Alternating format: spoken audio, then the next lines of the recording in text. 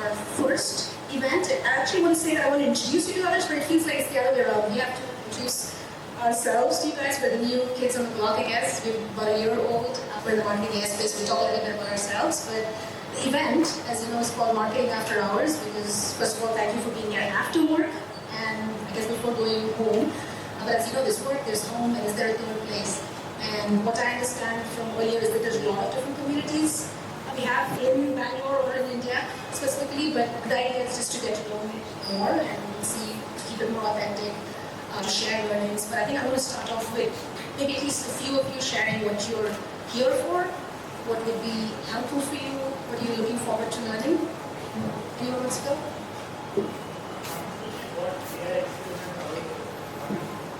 What AI experiments others are running. Right. What's moving the needle as it relates to the business? Okay. I think we have those topics, yes. Learning from the best. Likewise, yes. We're all going to learn from the best. Alright, so without further ado, let's begin the conversation here. So first we'll start off with a conversation with Sri. Well, introduce Sri, but I don't think Sri needs an introduction. Sri is the co-founder and CEO of Factors.ai. He's built a $100 million business at InMobi in the past. But even in the last few years, I met him first when I was at DevRev. And we were running Factors at that point. And I know even since then, the company has grown tremendously. So congratulations on all the growth. Thank you. And also the recent LinkedIn partnership, very impressive to kind of really go deep, especially how important the channel is. So thank you, Sri, for being here. So next is Syed. Syed needs no introduction again. He's head of marketing at Atomic Work and also the author of the CMO Journal. And he has multiple 0 to 1 journeys. And I think he's been speaking a lot about like startup and marketing, but also big on brand, right? To talk about brand being the foundation. I think that's one thing I realize is common, at least across like what some of us will speak about. I know Rohit, you do, and we call our platform brand operating system, so big on brand. And welcome, thanks for being here. And next is Rohit. Rohit is head of marketing at AccuKnox and agentic AI onboarding. You should tell us what that means. And thank you for being here. I asked a lot of people, how did you hear about us? And a lot of people said, yeah, they're following you. And they're very impressed with all the work you're doing. So I'm looking forward to learning. Actually, we're doing a little bake-off right after the panel conversation. And we'll keep it fun. It's more of a show and tell. But I'm also looking to learn more from Rohit over there. All right, so welcome.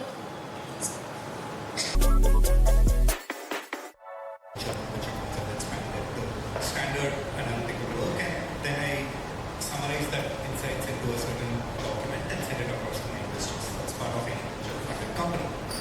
Last year, I used to use ChatGPT primarily only more for summarization of the data. This year, I was able to actually upload the whole MIS Excel sheet into Claude, have it run with specific guardrails and questions. Then it came back with a complete NRR analysis document itself, which actually looked very fine, and it also took inputs from me like how do you want to present the data. Because one thing which, as any founders or marketers will look for, like how do you present this analysis very clearly, it actually came out. There was some kind of like a situation where like a lot of data when you can arrange it and have a very specific guardrails, it's able to come out with very good insights, which you can edit it for a brief of half an hour or 1 hour time, it can actually go much better. So that's something which wasn't possible 1 year back, which is now available. This also opens up a lot more capabilities in terms of how data is presented and data is analyzed within your own software inputs. Because everyone who's running software inputs, they'll have a reporting dashboard, they'll have some form of analysis dashboards, they'll have other features which they use for reporting. The front-end engineering team used to struggle a lot to build that or like change anything if it is there. It's going to be a 3 to 4 month kind of a sprint cycle now that has actually been contracted into something like a couple of weeks. That's one thing which is pretty amazing. One more use case which we got from our client is like what we solve for is attribution, account journey analytics. What clients say is like account journey analytics, attribution in your dashboard is good. What we use this for is to present it to our board or to our management to say how our account converted. If you can actually help us with a simple prompt or even a skill within internally where we can ask the question and if it gives the PPT, it will be much better. Otherwise, I will take screenshots, each time copy paste a screenshot into another PPT or a Google slide deck and then do it. that is something which is now possible with a normal skill, and the output comes with your own branding. Then it gets shared around and everything. So, in a sense, a product which was X value with so many hours to derive so much kind of action out of it, now has actually got crunched into a much easier output, and also it's updated. And this is still evolving. And I'm actually more, one is excited and also scared on like what all parts are going to change and how fast we are changing the positioning every 2 to 3 months. Awesome. Rohit, you want to go there?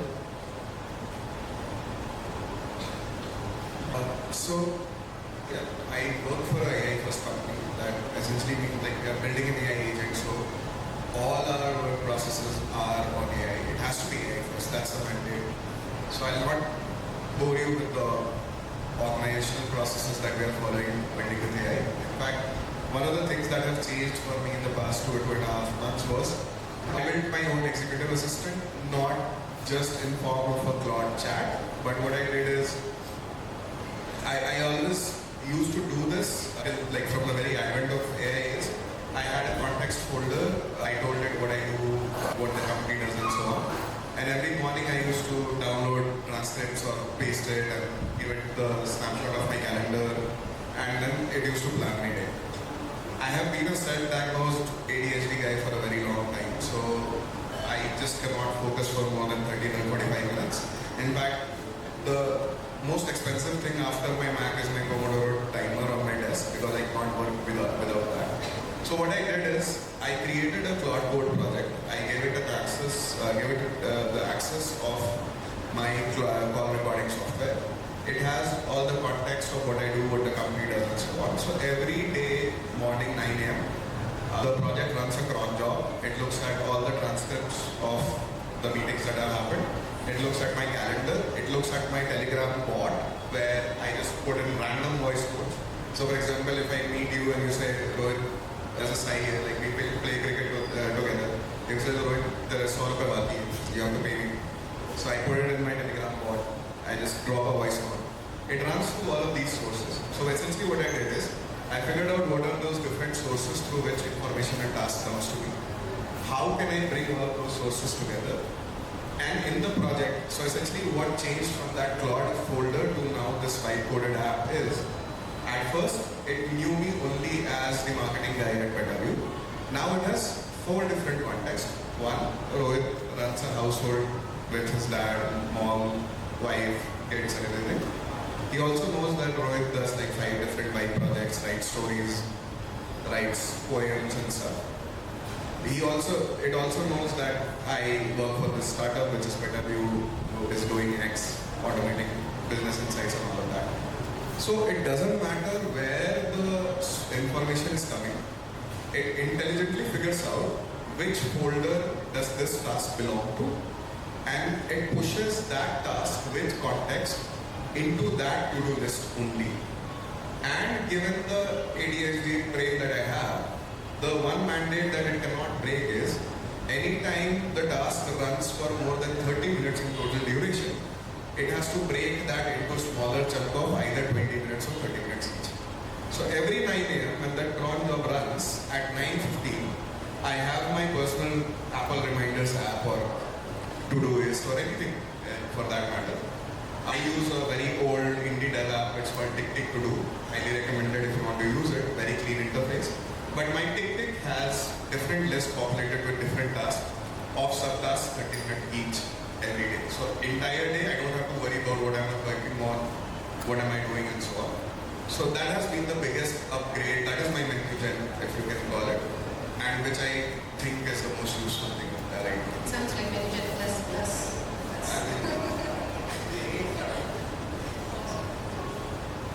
So like I have a much more like down to earth thing than the CEO and the head of marketing of like a 0 to 1 startup. Like we are slightly beyond 0 to 1. In 2022, when we started up Atomic Work, every month end I would generally send a state of marketing mail to my founders. Then it became like you have to expand it to head of product because obviously we kept hiring and going. So this is basically my attempt, and marketers here will know this. It's the attempt to say that ये सब हमने किया है, देख लो. because also it's a pre-product startup at that time, and if you don't say anything for a while, your CEO immediately assumes this fellow is playing cricket, which I was, but I was also going work. But so therefore, as we went along, this became more intricate, right? Like the number of deals that are going in, and the number of deals that are closing, the percentage of what deals I'm bringing in, how much is inbound, how much is outbound, how much are we spending on each one of these things. So it became intricate, it became even more of a process. Then two heads of sales came in because now we're closing deals. So now they want more details. And at this point of time, this is when I started using AI to understand. For example, we have like a Slack channel that gives me all the demo requests that come in throughout the day, right? And of all the things that come in, maybe like 10 to 20% are like really strong leads that you have to go after immediately. So now I have alerts set which tells me that these are the things that came in. And now because of Claude, what I can do is I can make sure that all these reports are straight up available to me at a glance, and I'm able to send it out each time.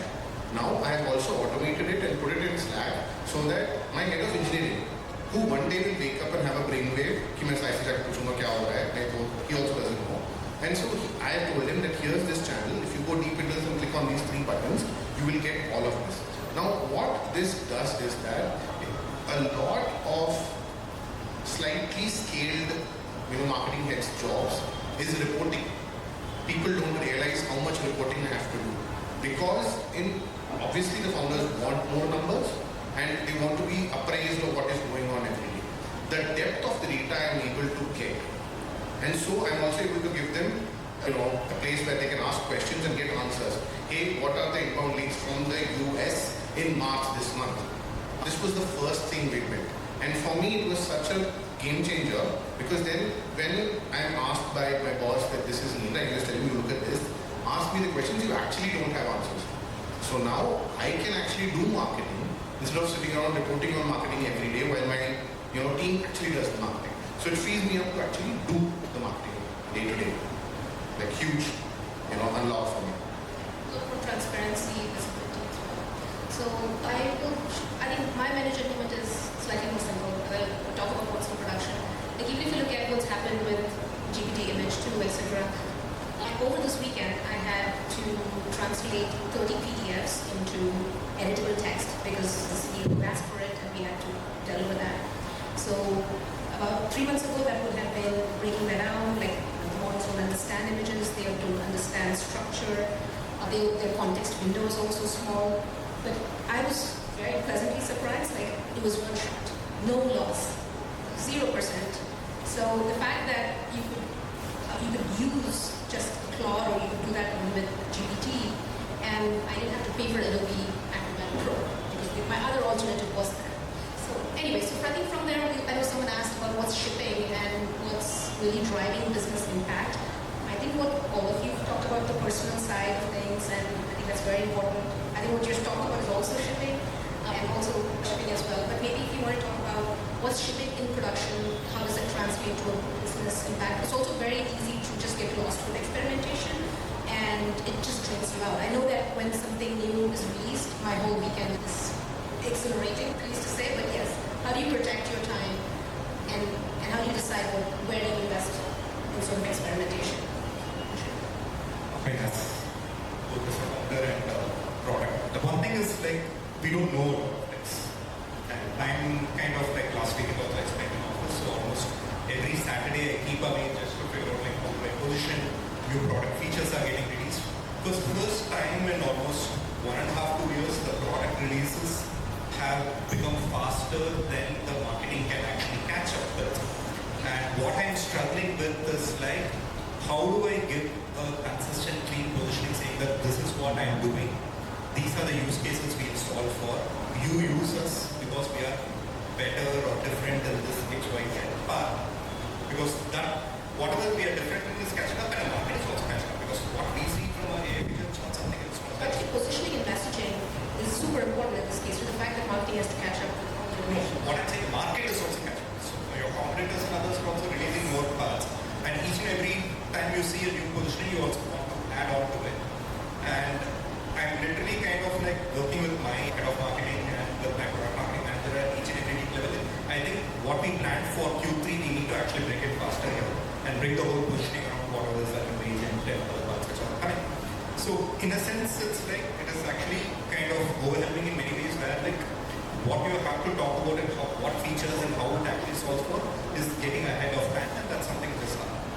What I'm trying to be a little more sailor is like focus on who the persona you're solving for and keep it generic, like you are the persona, you are doing these tasks, and similarly taking away from size the words like you as a marketer, how do I make you do more marketing and less of reporting or less of grunt work or less of tasks, etc. That's something which we want to do, so we want to position it around. That's one way. It's like trying to ground myself is like this is the person I'm going to talk to, how do I make his life better. Second thing, even within this, what I'm also trying to figure out is like, and what AI actually has given us, lot of things as marketers or founders, we avoid doing because we don't have time to look at it. Whether it's a particular campaign, whether it's a particular set of landing pages, it can be a certain funnel metric in a certain channel, etc. All of this we don't do it because we don't have time to do it. With AI and with multiple agents which you can run, now you are actually able to see a lot of things faster. And how do you consume it and how do you take more triaged action is something is the aspect which I'm trying to communicate very well. As such, I hope I'm successful, but it's very hard. And I actually also reached out to other founders in Series B, Series C stage in the Valley and so I'm trying to see how they are doing it. Incidentally, one very honest answer came from one other Indian founder who's based on the city. Is like, people didn't tell the I don't know. A lot of things are actually happening very fast. I can give you some level of yarn from my side, but it's happening very fast. Let's work it. So I think we should also approach this with a certain humility, like we don't know a lot of things. It's okay to not to know and figure things out.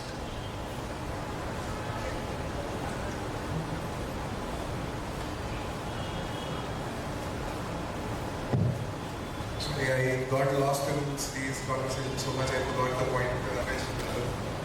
I think you talked a little bit about like the productivity side, and we were talking about what's shipping across the company, and maybe this productivity, maybe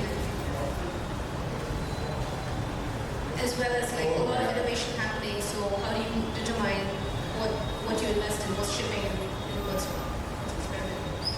One thing is, I was sitting with a much senior person than me, like I see him as a mentor as well, and I was like, and he was getting fitter by the day, like every time I met him, he was like leaner and fitter. Like, how are you maintaining this with your life? Like I know you like, right? How are you doing this? They're like, by the life mein, you can only have, like there are always three things: fun, money, and health, right? And fourth is sleep. It's like, out of this four, you can only have three, right? And I have let go of sleep.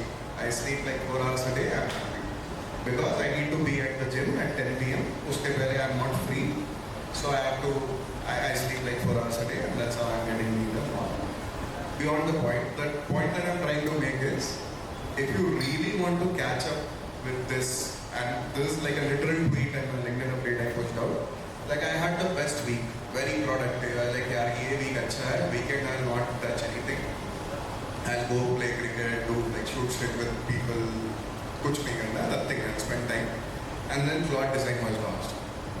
And like, oh man, I know tomorrow when I wake up there will be like 35 newsletters in my inbox waiting for me to read and like 50 YouTube videos. And how do you keep yourself sane? Is by accepting this fact that when you look in hindsight, all of this madness is 2.5 years old. That's it. Like if you're first in the row, the last guy in the row is also only 2 years behind. That's all of it. In fact, in realistic terms, he's just maybe 3-4 months behind, because everything that has happened in the past 3-4 months, that has undone everything that happened in 2 years before that. Right? In that coding renaissance where Claude Opus launched and it took over the world, that is only like what, 4.5 months old if you really go at the genesis of it.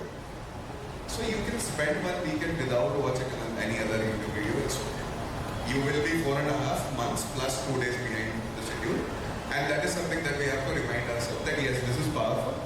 This is necessary for you to understand because this is how the world is changing. But the world has only changed like in 4 or 5 months. It can wait 2 more days to change. That is how I keep myself sane. I like, yes, there are more important things in life. So, how many of you are engineers though? All of you? Yeah, that's a wrong question. How many of you are not engineers and doing marketing? Wow. Abhay, I'm old. Okay. So, that's good. The reason I'm asking this is part of the reason that I went into marketing was because I did engineering, and about like 2 months into it, I realized, oh.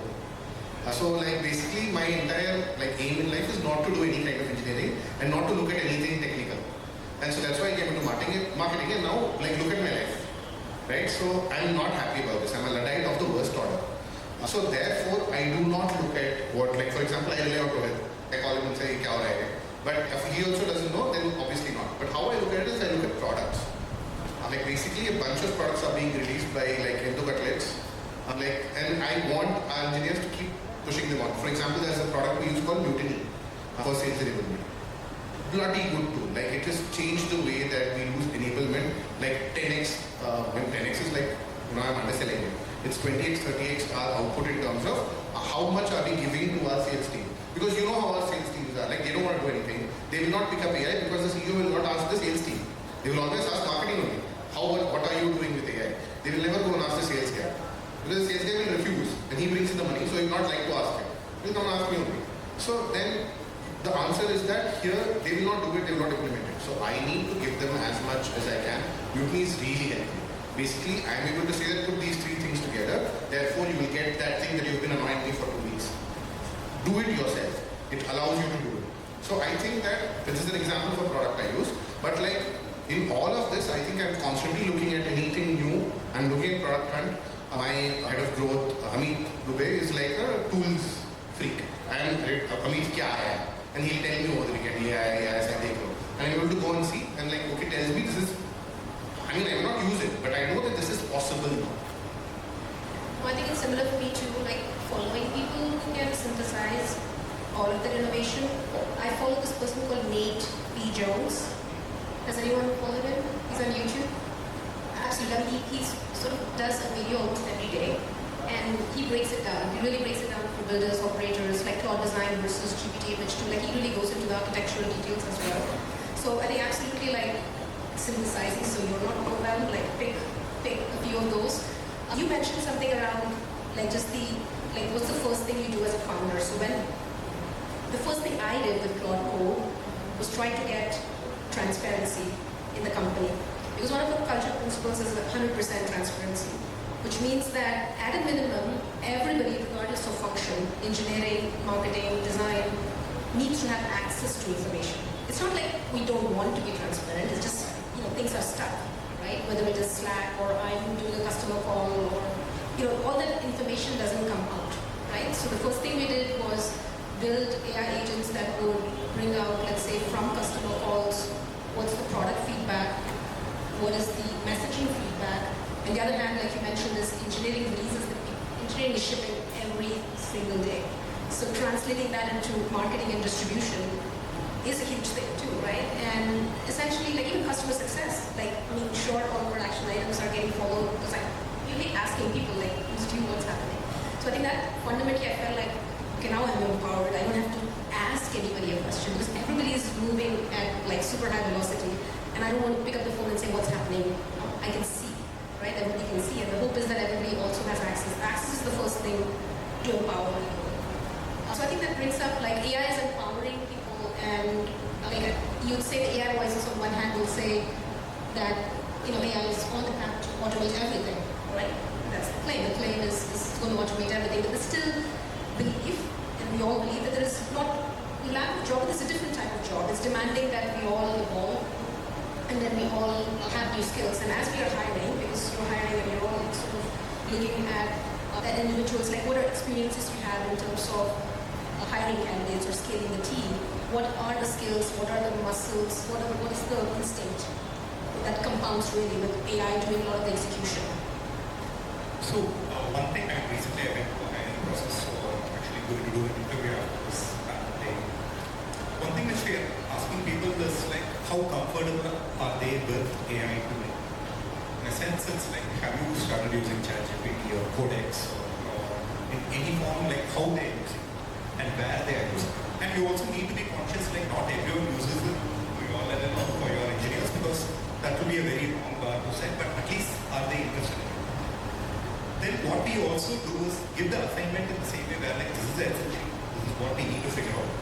Why don't you take over the weekend, so learn through the internet, upload it to Claude, etc. and then figure out and then let me know what kind of insights you come back with.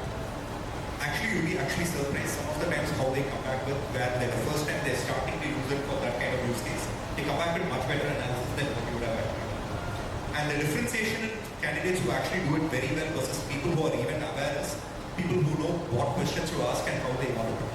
That is mentally, if you're very clear on how you want to use it, it actually comes out very well. One simple example is, I was bugging my head of SEO marketing, organic stuff, saying that, okay, how are you using a Scout, how are you using Claude? Come back with the report like how organic leads are converting, how AI traffic has changed over the last 4 months. Come back to me. She earlier used to use only HubSpot as a report and then come back to me. Over the weekend of bugging and over a week, she actually came back with a very, very strong Claude report. And then we also implemented it within our Scout product, which was there. We were able to start showing that to our clients, saying that this is how our organic team actually uses our product to run this. So in a sense, why she was able to do it much better, I would have never done it because I was just picking the same HubSpot MCP and trying to get that.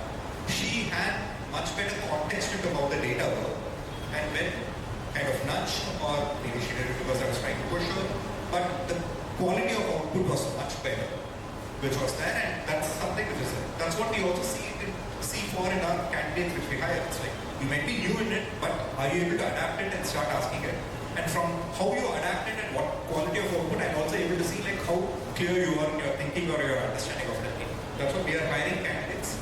It helps, and I think it's still an ongoing process on how this thing. I've seen a couple of other founders doing it differently, but happy to hear. So the reality is I'm not hiring as much. So, and for us, I think AI nativeness is maybe the P0 criteria. So that is not fair for a general observation. But there are a lot of people who reach out to me, people who started their career maybe 4 or 5 years back, had like read some of my content, sort of take me as their virtual mentor or whatever. Like I not to put labels on it, but they are coming back because I know the entry level jobs is absolutely like it's a disaster right now. I don't even know how to answer that question. But for people in that range who are getting hired or are not getting hired, the more that I see is exact thing what you said is everybody understands that you are not an AI first. Like we did not. This is not 5 years old for you to have 5 years experience in this. But your readiness to learn and till what level have you figured it out by yourself? Because the truth is everybody is figuring out. And somebody is at 9, somebody is at 7, somebody is at 4. But can you plot yourself on that scale or not is very, very important. The other thing that I hear, or I train, or not really train, but give this input to people who are looking to get started on that scale, because I feel this is where they are lacking, because they say, I want to, but this is so overwhelming to learn that I don't even know where to start and what to do with this. How do I even approach this? Because either they're in that assignment stage of some interview process or something. There's one thing that I tell them is, if you're able to break down a big project or a task or a problem into small systems, into small problems, smaller chunks, and if you're able to define those chunks very carefully to the AI, it will do a much, much better job than the doom prompting method that has been carried on by everybody else in the entire world, rather, not just in your peer group. And that is something that has helped people really well. When you start to use AI, don't start to use AI. Plot that problem on a pen and paper, break it down into a workflow, and then go into the AI and explain that steps of the workflow.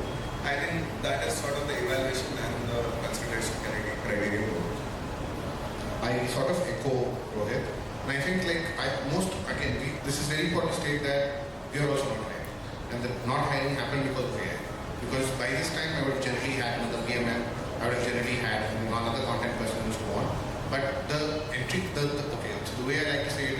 the job that Girish gave me to join Freshworks at 21 years old is not there anymore. That job doesn't exist.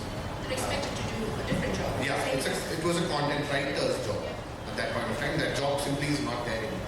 So, but however, the thought process of it doesn't change. So why, how I say this is that AI still cannot take away first principles thinking. And I dislike that term a lot, but it's the only term I can use here. Just thinking you can see, right? So, but here's the thing. If you're hiring, and I've had this conversation with Deshwal a long, very time ago, Syed Hadi back there, probably the first SaaS market in India. So, if a very simple way to look at somebody, whether they can do a job is whether they can write through the job. They can write what the bloody job is in the first place. So, pen and paper. Can they put that problem statement on paper? And this is always and I've always write like this it can be for PMM, it can be for content, it can be for anything. If you can write down something and make an argument for it against it, it means that you can think. And everything else too is now given to you on a platform. Now that's the first thing. But keeping that aside, the most important part is that it is very easy for a complete rookie now to come and give you something very polished, because half of it is not done by them at all. It's done by AI, and therefore it becomes your prerogative to sort of break it down and go into how much have they thought about this. And that's why experience has become more and more important, and which is why I think you have to again and again go to can you think? Sit down here with a pen and paper and write things. Or here's a complete blank sheet of paper, type it out, tell me what you're thinking, and then we'll go from there. I agree. I think this thinking, there's also understanding, because when we started giving assignments to interview candidates, we'd ask them to go white code an app, and then we soon realized that everybody can white code. There's nothing really novel about white coding, but what they choose, when you say that go white code a core problem statement for this ICP, this persona, what will draw attention, then you start seeing somebody just put a survey out there, what will you do with the survey? I know that's not even a white coding actually. So I think how you understand the problem statement and specification is the thing, right? I think the world is now moving into specifications, so not just about prompting, but understanding. But the person who has this multidisciplinary understanding, even though you're a deep domain specialist, like when we're looking for content or SEO, or this is specialty, right? It's a deep domain expertise. But at the same time, they do need to connect the dots across other functions. And that's when they start becoming, they understand the full, we call it a full stack marketer. We understand people come with the domain expertise, but they need to feel like, it's a general manager role, that's what it means. Everybody is going to the direction. There's no longer one single role, but at least they need to have enough curiosity to go explore. So one thing, what we have seen and why hiring has also, it's hard, but it's also more easier in certain ways. Is as a startup, you have only a certain budget. For example, if we want a very, very strong RevOps analyst, and someone who's out of college, BCG, couple of years, and then coming in, will be very, very good, because he can go through Excel very fast, and he can also do so much other tasks and think through, do the current part, and then articulate what is there. But there are only certain hours of day which you can spend. There are a lot of others who can also do the RevOps analyst part of the work, but just that the grunt work will be much harder for them to do, depending on their Excel skills or the amount of hours they are willing to grind in focus work. They don't want to focus on work, which is there. This Claude or this capability actually optimizes that to less than a couple of minutes, which means they don't need to grind so much of work. And they can focus, or they can just keep their insights and analysis skills which is there. So you are able to actually afford a BCG quality analyst at a much better rate as a startup, and also get the similar levels of output which is there, which is now possible, which is enabled now where if you're able to ask him only thing is, are you comfortable and kind of capable of learning those Claude skills or working on building on those Claude skills, and then that's the hiring bar which just in a sense it's come down, but it actually made it more easier for people to deliver, and everyone has much better access to people that way. If you have the expertise or the bent for it, then you're even more powerful, right? You have the best tools for it. So I think that brings the point to being AI native. You brought up AI native. You said AI native it's not optional. anymore, right? You have to be AI native, but you can't really force it. So what does moat culturally? Like I saw recently on X, like, oh, we give $5,000 to someone who's automated their job. Yes, is that one way to incentivize people? Yeah, are there ways, as a founder, and this has to happen in every function. There's actually no exceptions anymore. Couple of things. Of course, AI native is contradicting, but it's also funny when investors come and ask us like, what is the AI SPU and how much revenue they have. And it's like sometimes like almost all revenue will be AI because it's ubiquitous within the product. You can't separate it out, which is there. So that's why AI native is a common thing which is going to be over the next year. In terms of incentivizing people or nudging people, at a founder level, what I think is needed is like top-down evangelization, where like this is what I did it. I expect your team or you also to come back with what is this? Just the same similar content head explanation where like I want to see your task with AI and I want to see what is the quality of it, and this is something which is necessary.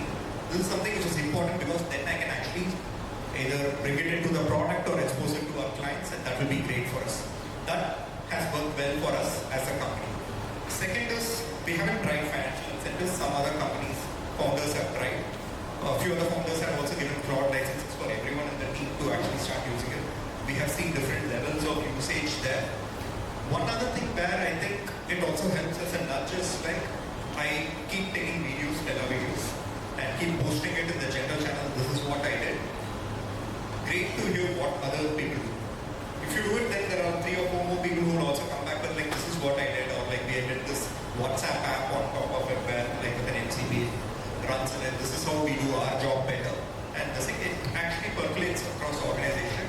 It also is able to help you sift around to say that, okay, who are the ones who will be native, who are the ones who are struggling, and then you know who to focus on, or where you want to give a little more kind of feedback on like, this is something which you need to do or you have to start doing.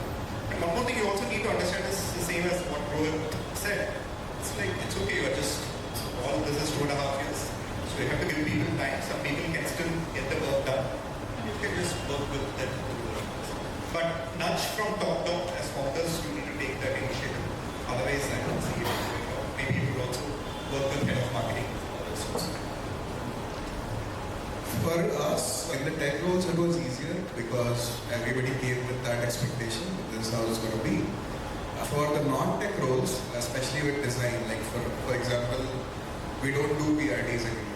And it's easy for me to say because there are 15 people coming. You cannot not do you cannot do PRDs and still exist. We don't do Figma screenshots or Figma screens anymore. We basically buy code. So there is a design system set up in our Claude code. If I want a feature, I will create that feature and then give it to the dev team and they'll just replicate that feature in the production code base. What this does to the UX engineer, UX designer is it terrifies them. Because Rohit, who has never logged into Figma with an edit access, is now creating modules and shipping it directly to backend. And my UX engineer, UX designer, she was sitting terrified. And she was like, what am I doing? And so this conversation sort of became a all hands kind of a conversation where we said that guys, it's not that we are letting you off the loop, bypassing you or anything like that. In fact, the design system that we are using, it's based on everything that you have created by hand, the icons, the layouts, everything. We have just codified in our code base, in our Claude code to give the output fast. What does that mean is, if you remain with us, your job is secure. It's not going anywhere. But all of us know, let's not kid ourselves, that you're not going to be in this job or any other job for more than 3 years. What happens when you go out of here is, if you don't know what to do here, in how to do this, the world is going to move ahead and you are going to be staying behind and you will not know this. Now, the other piece is, yes, we are doing this and we can teach you this. So you tell us what you need to learn, we'll tell you how to codify this and so on. So now, and this is not very much far behind in time, this was I think a month and a half. Now the same thing, what my UX designer or my graphic designer does is, now they don't go to the front-end person. They create the web page, working prototype, they take the download the HTML, give it to our front-end person, and he deploys it just through that pipe. Because obviously pull requests are gated so that you don't break production code. But now the designers are doing the same thing that the product managers were doing. The product managers are doing the same thing that designers were doing. So everybody is doing like 360 degree of adjacent areas. What does that do to the org structure? I have no idea. We don't know how this plays out. But everybody is like doing each other's territory and figuring their zen out on where their actual joy of work lives. But that is how we are enabled. Everybody wants to do other things. There are no boundaries anymore. So if you are a UX designer, you have always felt that instead of this interaction, the dashboard should open like this and so on. Go ahead, build it, show it, drive consensus, we'll put it in the product pipeline. So that independence of actually doing that and seeing that impact has self-motivated a lot of people to go into the adjacent areas and learn. Somebody is learning Claude design, the other guy is learning, who is supposed to do design is learning Claude code and so on and so forth. That's essentially being the idea how it is transferred. So two different perspectives into two different stages of orgs and like two different vantage points, the CEO and like somebody who's building along with the founding team. In the marketing team, I think it works the complete opposite of what she is saying. I mean, my boss tried really hard to get us to use it, but then he would also come and ask the same question he was asking us last week. So which meant that there was no immediate incentive for us to like change the workflows that we were doing. But one of the things that has helped for us is that it's been lucky that 2 or 3 of the people, because of the scale of work that is needed at the stage of company that we are in, it's just been overloaded and they have no option but to use AI to scale. And that includes me. Because if you let me be, I won't use it. I mean, I know. I told you that just before. But the point is that I simply cannot scale without it. I need the AI to tell me, I need co-work to tell me what I'm supposed to do with this data. That the problem is that conversion is not happening at this stage of the funnel. So you have to fix this. Therefore, now I have to think whether it's a PMM or. But then for them also, because they have no other choice but to scale. If sales, which means 10 pieces of content, has to become 40 pieces of content, they have to figure out a way to do it. And if I'm going to ask Amit, my head of growth, we deployed these ads, I have this idea for this new ad, I want to deploy it across every platform today, because we don't have time. As a startup, we want to do it today. And he needs to figure out, okay, which tool allows me to do it today, otherwise I will irritate me tomorrow. Right? So these are things that, it's been very bottom-up adoption. Like we have figured out the tools that we want to use, we have figured out how we want to use them, and this idea. And I think after a certain point, you also have to be wary of what the CEO is saying. Because CEO is not talking to other heads of marketing. He's talking to other CEOs. Vijay has definitely spoke to you about something.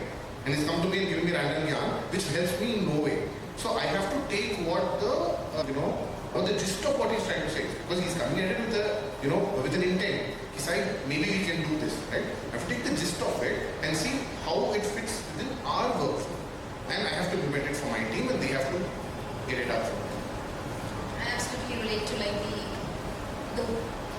AI just becomes a natural place to go, because I think there's 2 sides. There's startups and then there's mid-market enterprise. I think it's a very different world obviously.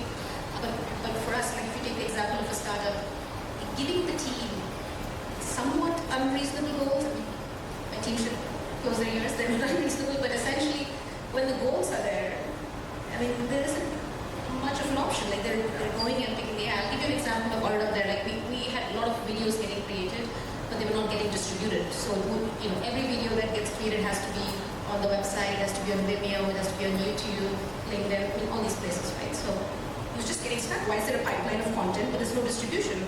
So there was a there's an app built, right? Like because at the end of the day, we didn't want to go to our lab to go post it. Right? So now Harshini can do it. We all can post it on our own because we can just put it in the app and it will automatically distribute. So that's why we'll see how it goes this quarter, but one of the metrics for us is the number of hops to ship. Which means that every person, they have their own goals, there's a lot of autonomy to go execute, but the number of hops it takes to ship, like they're always dependent on someone, then that's where, velocity gets killed. I mean, just for us, agility, velocity is the most important thing for a startup, right? So the number of hops to ship, meaning that can marketing ship without going to design, without going to dev, engineering, product, I mean, design is also doing that, like without we don't have a product manager, but essentially, like how many hops are there really between you and shipping whatever you need, right? We'll see how that goes. But I think we have one last question and then we'll take some from the audience here. I was going to ask, like, is there a great resource that we spoke a lot about, a lot happening in the market, and how to synthesize that? I said Nate B. Jones. Is there other resources who do you go to?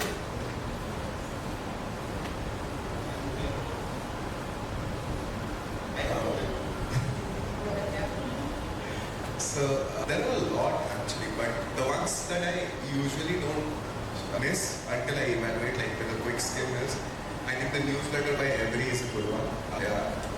Greg Eisenberg, I watch each video of his. I think it's just I know he's the farthest in AI from what I do because he's like a solopreneur, hacker kind of a guy. But I like his enthusiasm about breaking down stuff, and he goes into depth of each thing. So I like the guy. And then a couple of other podcasts that I do is How AI is a Good Podcast. And of course, Lenny is once in a while, depending upon the guest. So I skim through that. This sort of, and then random yarn on Twitter. Obviously, a lot of yarn on Twitter unsolicited. So I filter it based on the person who's sharing it. Then how can you miss Andre on everything that is there? So yeah, that's basically it. I'm trying to find the podcast I listen to. It's Kiran Flanagan's podcast. It's there on my app, but I can't find it now. Marketing Against the Grain, correct. So I always listen to that because I think it's better to hear it from a marketer who's trying to do it. And he's also been given like an AI role at what I think right now. So it's an agentic role. Like his entire job is to accelerate marketing with AI. Yeah, somebody had to do it, as Rohit says. But the thing is that, I mean, at that scale, imagine the amount of efficiency can unlock. But I keep an eye mostly on people who are using it to accelerate, because GTM is sort of like my main goal at this point. Brand was to a certain extent, but now it's GTM. So I'm constantly focused on who's using what on GTM. I go after the same adage, but I think since I also try to follow a lot of founders podcasts. Aaron Levy is someone which I follow a lot, and Sequoia's has a very strong YouTube videos. Recently I started liking the long form articles like Yathaarth. It's been very good. The context one, which went Context where? graph, and also the subsequent one just come out, and 20 easy is very good. Really easy. So, Henry. Awesome. We'll take a couple of questions from the audience. Yes.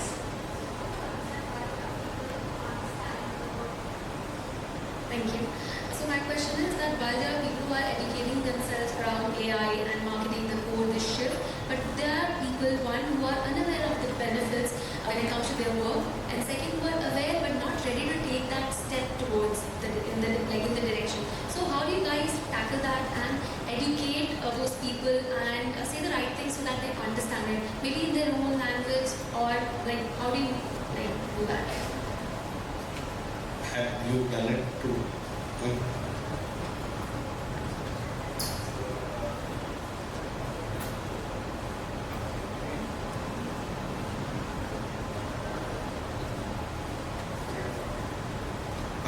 I'll tell you why people don't care to the extent that a few do. It's the same curve, adoption curve, like early adopters and so on. But I'll also tell you, just replay the last 5-7 years in your head. And everything was posed as, okay, this is the new way of doing things. From blockchain to that monkey that the entire world was crazy about. Then we had COVID, so many life-changing things have come in the past 5-7 years, is that we are tired of it. People are like, yeah, AI bhi hai, aayega, jayega, man. I have been here, I have lived through a pandemic. Our generation has the greatest story to tell for the next 50 years. Now that also plays in your head, because blockchain, everybody is saying these same guys. You go back in the archives of A16Z, you think they're excited about AI? Right? Read about or listen to the podcast about blockchain that they had. Like, this will break Swift, this will break the banks of the world and so on. Nothing happened. And we were like, ठीक है, AI भी है, जाएगा, चलेगा. That's mostly the attitude. See, the other thing is, and especially like Sai and I, we share a lot of tea, real tea, and the virtual one. We were also, and this came out of a conversation, and we were like, why do we even do this now? After like 12 years of doing this day in, day out, people are expecting us to learn this new thing and reinvent our career. Have we not paid our dues already? Right? So that is the next piece. Is yeah, इतना मेहनत करके यहाँ पे पहुँचे, and now I have to reinvent my entire career again. That's the second thing. The third thing is the excitement of people like me and the people that I follow is so overwhelming that people who are on the other side, they're like, इतना करना पड़ेगा, like we have to do so much to get there, and that aspect is not coming out. So the thing that you need to say is, or how I describe it to people at different aspect of it. Like I taught my dad how to use Gemini. And he's like, good thing it was not around in my time because I would be redundant in my job and everything else I do. But now the first instinct of his is like he clicks a photo of my garden plant is like how much to water it and so on. And it's very cute to watch, but he has taken up that. So how I did that is basically my mom needs it at a different level, my dad needs it at a different level, my brothers who are tech guys, one of them is a full stack developer. So he teaches me on how to use it. So he gives me filtered down conversation. This is what you need to do is understand where it fits and what really fits. Maybe they don't need a quad code setup or a Gemini Pro 3 setup, right? And something like that. Maybe they just need a tool or a way that solves their particular use case. And you have to understand that particular use case to give that solution. But if I have to distill it down, you have to try to not overwhelm, maybe underwhelm them with, hey, yeah, it's okay. It's all they are figuring out this together, and then this is the small piece that you can get into, break into that, and then they will self-learn is what I've seen. So there's a famous short story, a Herman Melville short story called Bartleby the Scrivener, in which there is a phrase that Bartleby says, because he joins a job, and then he says, after the boss asks him to do this, he says, I would prefer not to. And it's his entire character, like basically he doesn't do anything, and he always says, I would prefer not to do this. And his boss doesn't know how to answer. It's basically an anti-works creed, like leave alone the point of it. It's a very leftist story. But if you ask me the question, I would say, I would prefer not to. But then the point is that at this stage, and same as Roy is saying, you have to. Like, I would very much prefer not to, but at this point, if I do it, I don't have a job. And I think that you have to sort of underline that over and over again so that people get it. And if it continues a period of time, people are automatically going to adopt it because there's no other choice. But when people are not going to, you just cannot get them to believe in something they don't want to believe in.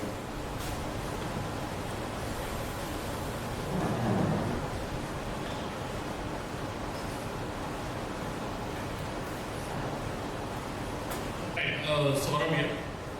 My question is related to MarTech implementation in your company. So basically, we are seeing that, okay, at one point, let's say 3 years, 5 years down the line, each marketing function had their own set of tools and all this stuff, like, you need to buy this, you need to buy this. My work will only happen if I get this particular tool, otherwise I'm not able to do my tool efficiently or at all, whatever is the reason.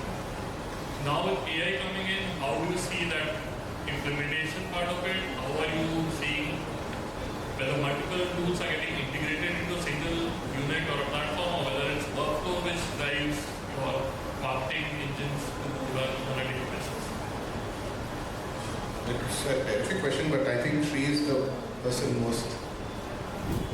I'll just take the example from what Sai talked about. Mutiny is not a new company. It's been there for quite some time. I remember even Sahil Agrawal of Rattle demoing Mutiny and they had a conversion page optimizer, landing page optimizer, CRO product, and then eventually now they have come to sales enablement platform. So what we need to also understand is like, if you need a very, very solid use case where like you want to solve for it, you need to buy a product which is specially built for it. And you should also understand now, thanks to the development, almost every company has pivoted and actually become a much better product in terms of tooling and other parts for you. It's not like a single unitary B2C use case which you can buy code and then this thing. Here it's like we need a proper micro oven or a proper bike. You need to buy it out of the place, and that's how the solidity of that tool is very, very important. That doesn't get it. What has changed is like what you expect of it. Earlier it was like if this data comes out and I need to train a person to do this tool. Now I don't need to have so much trained person, or the person can actually go live much faster for it. That is something which is very critical for us to understand, because now you can actually start onboarding tools very fast and actually scaling them up very, very well also. And one more thing is AI hits two ways. Some of the smarter companies actually run faster. You think like some legacy companies going to get completely flushed out by AI. Atlassian was told that it's going to go down completely 80%. Stock results, and now it's like 25% up since the last year. And everyone was like, Atlassian is who's going to use Jira and who's going to use this thing. Almost every other engineer who actually uses AI also uses Jira. And they also do it very well, and they have actually done a very good job of how they have actually adapted. Same with Intercom. Some companies, unfortunately, since the founder has moved out, they haven't adapted so well. Freshworks on one case. But it's like this is something which you need to also look at as like you adapt, just like Mutiny adapted or an Atlassian adapted. And this one, and what you expect out of the tool also generates much better. And you need a proper tool. It's not something you can vibe code it and do it internally. So that is something which I strongly feel. And also some of the other important things in terms of GDPR compliance, in terms of how you want to process the data. What are the failure metrics if the data doesn't get failed? That hasn't changed. How you look at the front end and how you access the data has changed. But the underlying data architecture and the backend engineering and all the guardrails which you need to put it through code, which is that hasn't changed. So I don't see the MarTech tooling being changed with vibe coding over the blocks. You can even do workflows very well, but even in workflows, as you scale as a company, you'll start using a Paragon or a High Touch or something like that. You won't just be like, okay, just use Codex and other this thing and run it. So that's where what we have seen at scale also. One more point which I wanted to add from a previous thing. We are in a SaaS or an AI micro bubble. When you actually talk to, let's say, companies like HCL Systems or Infosys, they are like, okay, yeah, we have got Copilot enabled. They don't even hear about Claude or Codex or anything. For them, it's Copilot. Copilot enablement, they have to start using it. And most of them have started using it only for Grammarly checks. So the level of what we are thinking, like the world has changed or other things have changed, or what Andrej Karpathy is saying, or AGI is just 2.5 years away, all of that. You first have to look at companies which are traditional. These are all tech companies. Then when you go to non-tech companies, it will be even worse for us to understand and see how it's actually going to change. So let's also take a step back and understand like how much can be vibe coded or all these tooling and other parts.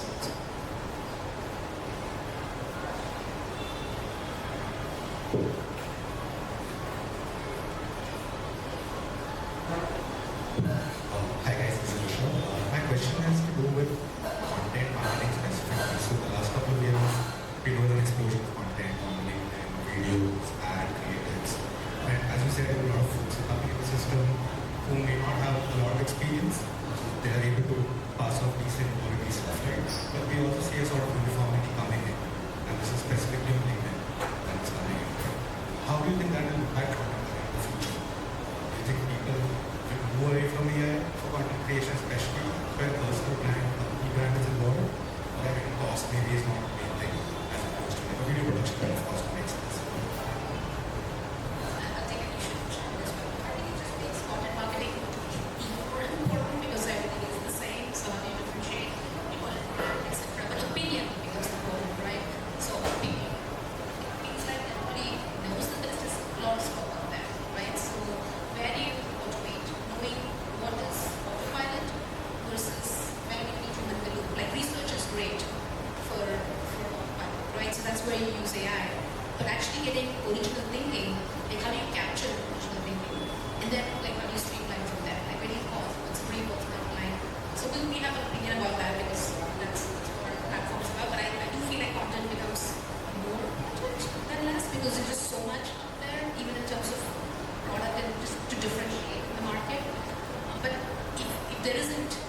original thinking or original positioning,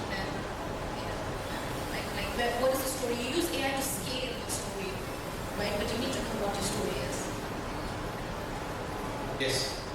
The answer to your question is that I think I'll give you an example. I've been discouraging my CEO, technical guy, obviously very accomplished, absolutely gung ho about AI, uses AI to test everything, write everything, has one Claude open here, ChatGPT open here, one goes here, tests with both, and then gives me, wow, Sai, look at this. I know it's nonsense, but I can't tell it to him. So, but the thing is, what I want is for his stuff not to look like AI, because he's thought from first principles. He actually has a viewpoint. But if the viewpoint looks like it's come from AI, the value of it has gone down dramatically. You look at it and you immediately scroll through. So therefore, because he won't listen to me, I have removed all his content and made him look into the camera and talk about it. Because that's when I know that it's not AI. And it's a very simple thing. You're absolutely right in saying that the value of content now depends on how much you're proving that it's not AI and it's very authentic. We had this conversation, Bhavna and I, just before about this. Authenticity is going to become the bulwark of everything we do in content, and especially the kind of content that you are referring to in terms of personal branding, LinkedIn, and Twitter included. If it looks like you've been generating it out of thin air for a bit, which you see these Twitter accounts which reply on everything and seem to know everything about everything. Today they are, Soviet submarine history. Tomorrow they'll talk about, Indian caste system. How are these two? How are you experts on everything? Because it's not true. It's just not possible. So therefore, anybody who is actually expert in one thing and is only talking about one thing becomes even more, important. And you have to think about it from that angle for brand and for company authenticity. Hi, good evening. I'm Benjamin. Question specifically for you, but I would love the others to chime in as well. So there are a lot of playbooks that are flying around, right?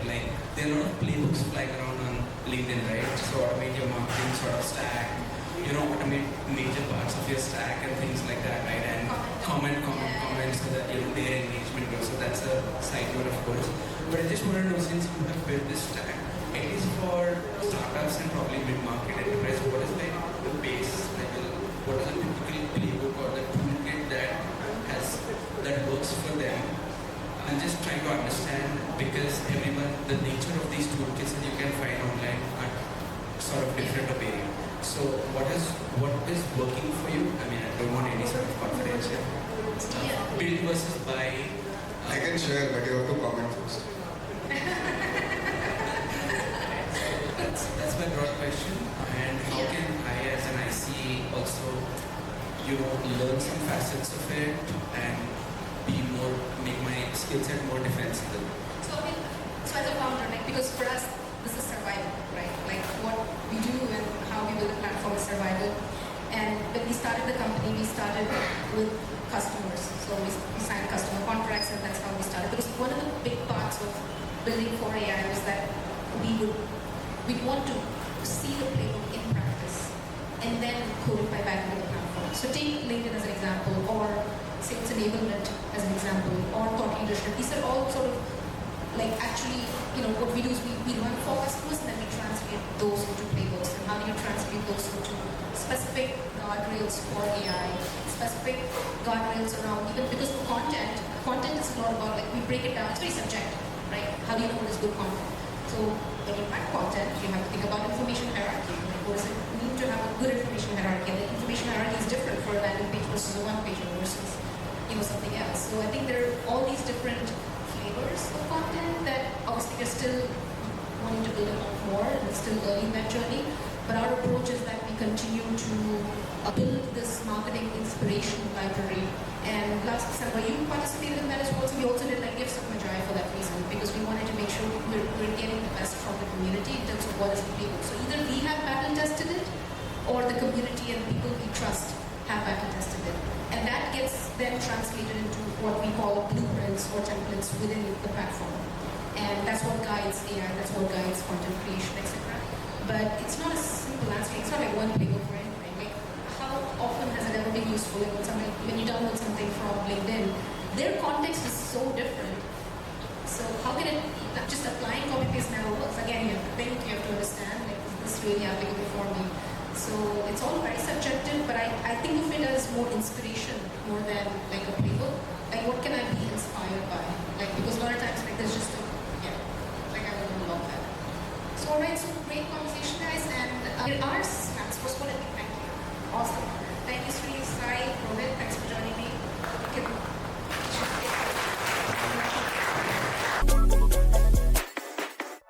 This AI stack, and you've heard him speak about, personal productivity, business productivity, overall, like with the stack. So we show under the covers what it is, and that's one part. And then we've both sort of unreversed, so we haven't really looked at each other's stacks. But what I'll do is once he builds out his use case, I will open up Magi, which is our platform, and we'll walk through some similar use cases. So just to contrast, but you understand that every stack has its own architectural choices, design choices. So the idea is to sort of show you the different ways to approach the problem, and I guess have some fun with it. Right.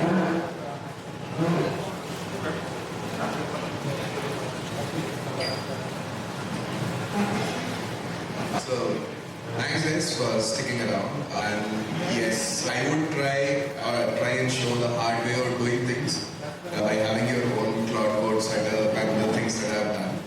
And then Anna most probably will show you the easy way of doing the same thing using Magi. That's the expectation. But yes, I feel good to have the control at my end, so I do this. So essentially what you see here, I wanted to show you the sync thing as well, because Bhavana said that that would be a good thing to share. This is how my to-do list or the executive assistant thing that I've been telling you, this is how it looks. So it has I don't know, no, this is an app, so so this is how it looks. What it essentially does is, I told you these are the different buckets that every day puts my tasks into. So for example, I'll show you the other task, right? So this is a bunch of tasks from a family group where I had to give my scooter for service, I had to select the wallpaper for my living room and stuff like that, and I just took a WhatsApp screenshot, gave it to my EA, and it created all of these tasks together. Similarly, if you look at a better new task, so I had this one.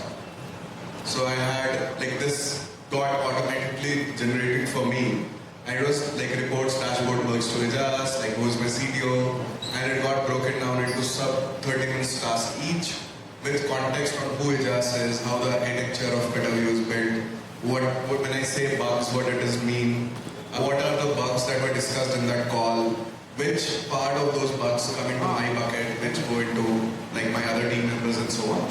How I do this, essentially, so I have this EA built in my cloud.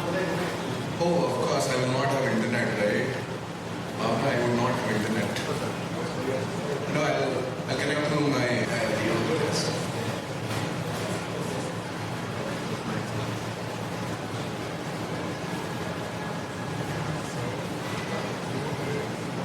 That's okay.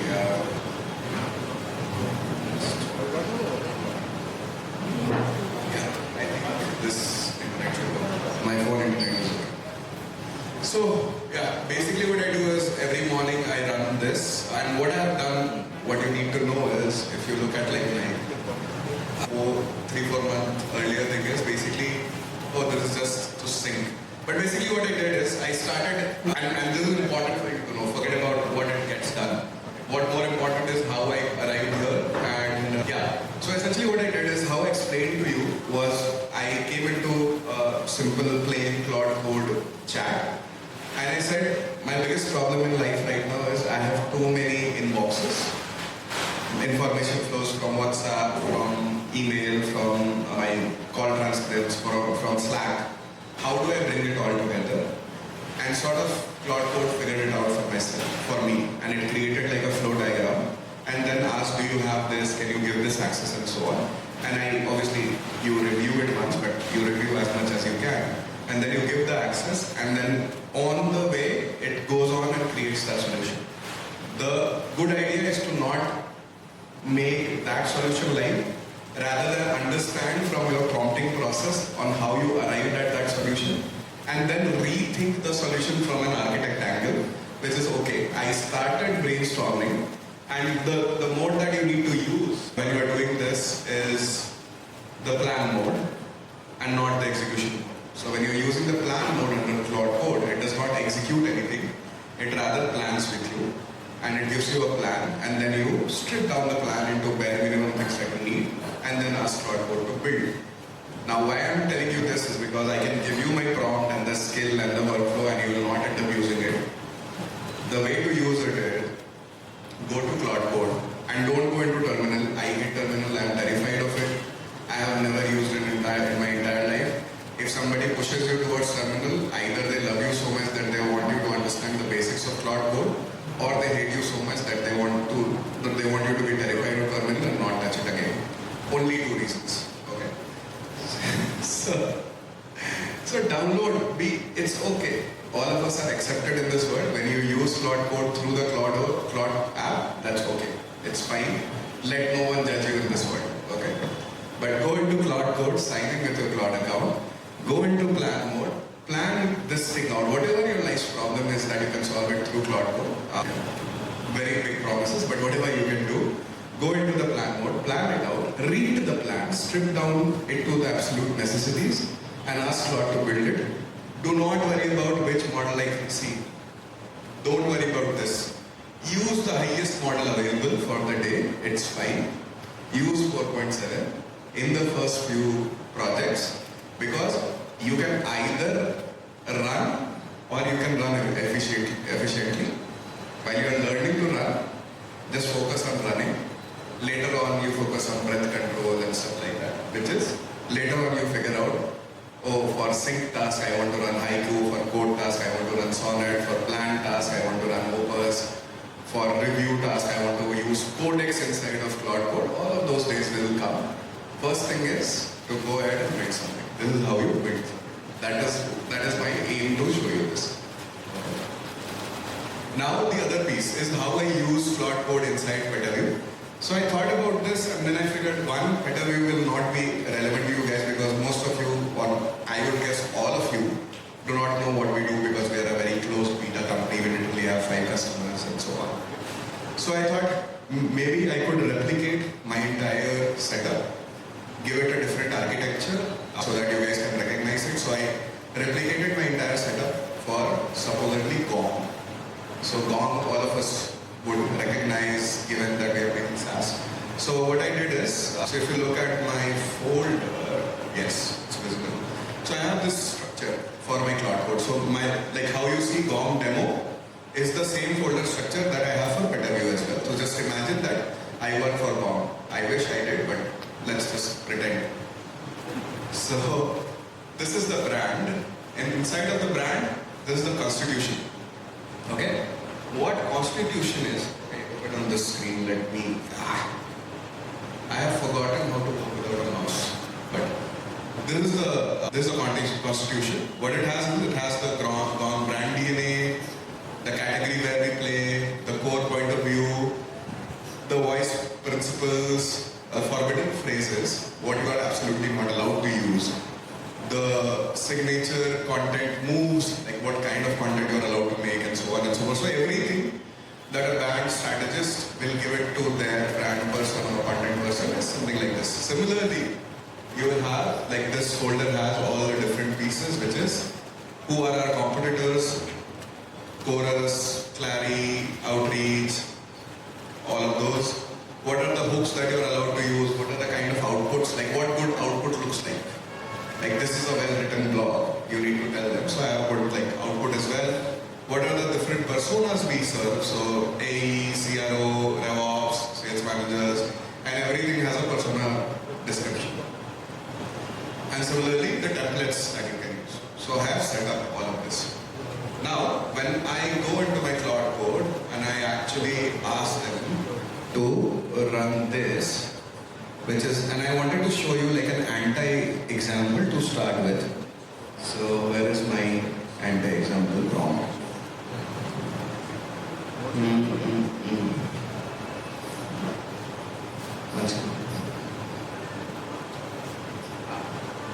So this is my in out of language, just let me know. So I'm saying write a LinkedIn post for Gong about empowering sales team to leverage AI to unlock revenue potential. Normal Monday morning Slack that your CEO sends. So I asked it to run. Oh sorry, I ran it in the plan mode because I was showing you this. So when you are very sure about a project, you can run it in the auto mode. Because what auto mode does is always, whenever it hits a wall, it chooses the best option to move forward and just moves forward without asking.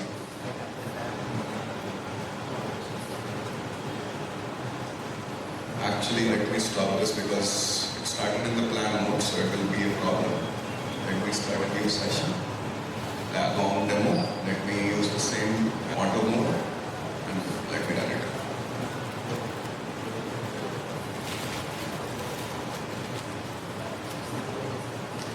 So it's running through the LinkedIn skill, but before running through any skill, it runs through the brand constitution skill.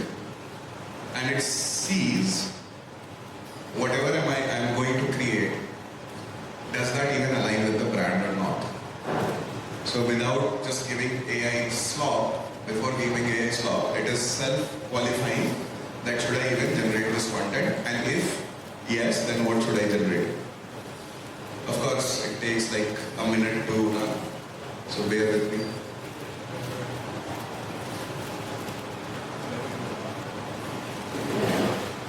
It's fun to read all the agents that it calls, by the way. Like, this is like, oh, that news sticker on aspect that used to come. Like, hey, I'm calling this agent, running this, so on. So that constitution skill tells it to run all of these.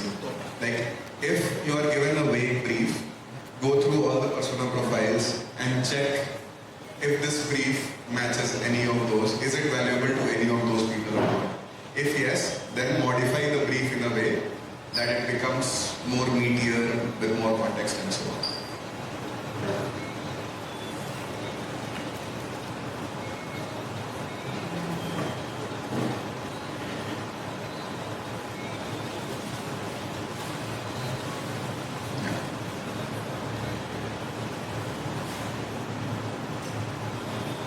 So there's the evals criteria I baked into it. So it has to evaluate its output based on this.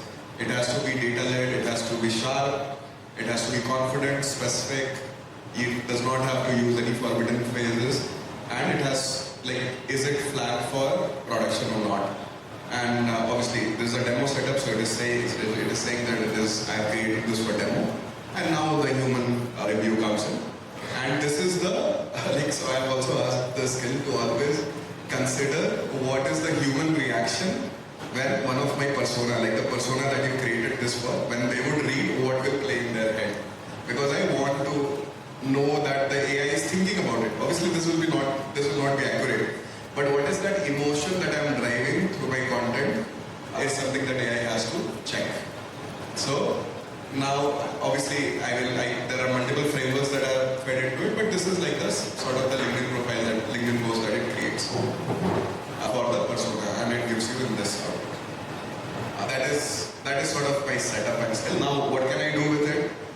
Same process. Like LinkedIn is the smallest thing that I want to show it to you because it gets generated in 3-4 minutes. If I generate a blog, it will take 7-8 minutes. If I generate a one-pager for sales, it takes around 6-7 minutes. So I can basically go and say something like a battle card for sales or something like that. So for example, the exact prompt that I use is one-pager. So I go ahead and I say one-pager for SaaS. So what it does is it knows that one-pager is the general skill that it knows how to create one-pager, but more qualifiers that you add for SaaS, it understands, okay, I need to create one-pager, but I need to create it for SaaS. And for SaaS, mapping it with the personas that it has, like I have defined in that folder that you saw. So it has like 5 personas, DevOps, AE, and so on. Now that I have not mentioned that, it will generate for all the 5 personas, but if I would have mentioned for VP sales in SaaS, it would just create it for that. But this is the general skill that I've created. Now, how I have created this general skill creation is very simple. A lot of people on the internet will fool you by giving big prompts and huge workflows and so on. No. Open a Claude session or whatever AI that you want to use. Try to prompt your way into creating something. Once you have created it and you like it, ask the AI that if I want to use this workflow the next time, so that I give you some input and you give a similar output, what is the skill that you would create? And it will create that skill for you. It's that easy. Don't be terrified of it. Yeah. So this renders, what you see here is a one pager for SaaS, which is on brand. Like, how many of you would look at it and say, yes, this looks like Gong? So it basically, I have fed the Gong colors, the Gong fonts and everything. It has to start with a number because Gong believes in that number.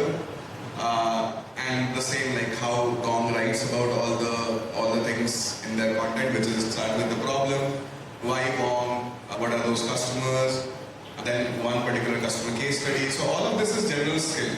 For example, if I say create a one pager for health tech, what would change is the problem wording, the case study wording, the case study that they pick should be from health tech and so on.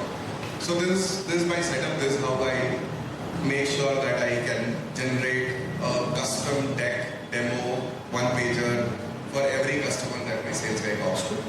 So this is how I operate with me being the only marketing person inside of the lab. That's about it. Do you have any questions? We'll take one or two. So, Rohit, to summarize, I think you started with a context layer. That was a folder where you had brand, you had competition, you had templates, you have a question. Okay.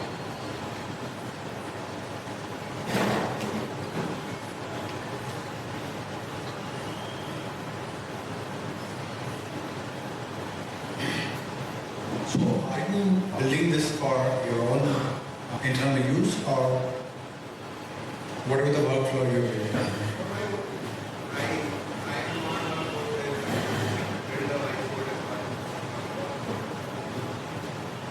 Okay. Because that's one part. Because we are also building few things. It doesn't happen everything, but we have to spend a lot of time. I'm just telling my process if it helps. Because I built one product called Area. It's about personal LLM, personal CRM type. So, because it was similar to what you said, something. But in this one, I also do first processes. I do research separately, plan it, and then give it to the Claude. But nowadays it's running 4.7. Anybody is using it. I think it's huge tool. In fact, I'm spending around $20 every day. It goes, especially 4.7. So when we do the process, all the tools you are building is only for the internal or nothing else. But how effectively you use it, and also the content generation also you do through this. Correct. But my question is, if content is really genuine, motor, real idea, what's wrong with it?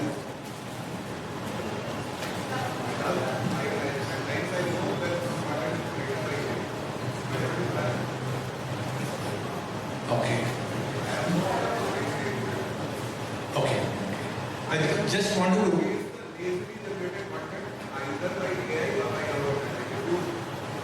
If you take the back painting and sell it to me, I will not buy a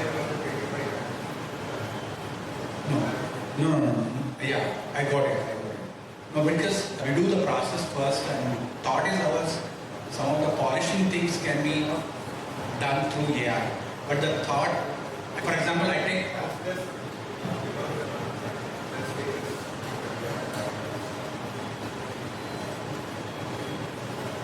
Here. So, maybe before we shift gears, I think one thing I'll try to note where maybe there's some, it's not like an apple to apple comparison, it's not a competition, although it is a big one. Fortune favors the bold. There are a couple of differences because what I will show with Magi is more about organizational consistency. So this is slight difference in like how teams operate, where there's more need for everybody to be on the same page. Not like just a single marketer, but like if you think about an enterprise, there's social media team, there's product marketing team, there's partner marketing, there's sales enablement. Like how do you bring all these functions? Though I think it's the same analogy. If it is one person, you have to do all these different things, right? So the first thing that you spoke about is context, so I'll do the same.